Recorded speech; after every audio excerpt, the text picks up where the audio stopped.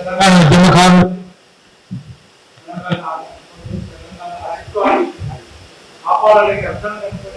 ఉద్యమం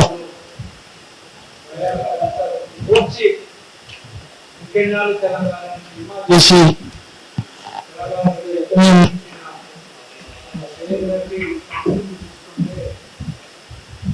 తెలంగాణ వచ్చిన తర్వాత తెలంగాణ ఉద్యమకారులకు ఇంత అన్యాయం జరిగితే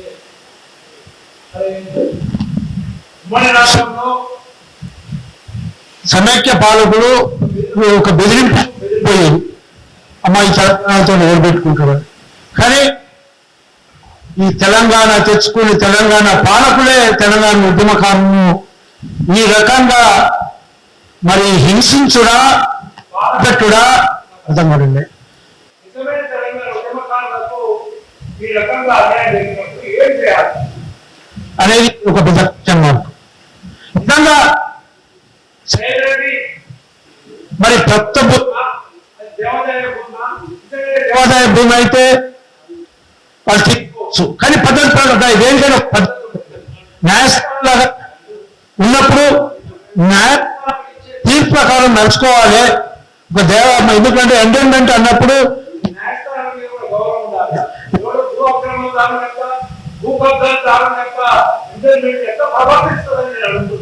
అంటే ఇంటర్మీడియట్ ప్రవర్తించినప్పుడు ఇంటర్మీడియట్ ల్యాండ్లు మరి వేరే మీరు అక్కడ చేసేదాన్ని ఇంటర్మీడియట్ ల్యాండ్ అర్థం చేయాలా?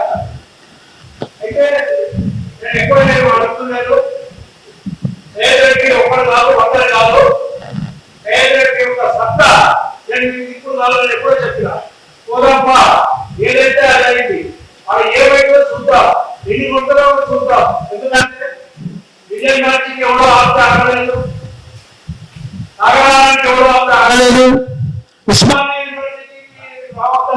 తాగలేదు. రేపు అక్కడికి చెప్తున్నా ఎన్ని పోలీసులు వస్తారు, ఎన్ని ఏం భయపడవలసిన అవసరం లేదు. ఎప్పుడంటే అప్పుడు వెళ్తాము, ఏం చేస్తారో చూద్దాం, మా చేతులతోనే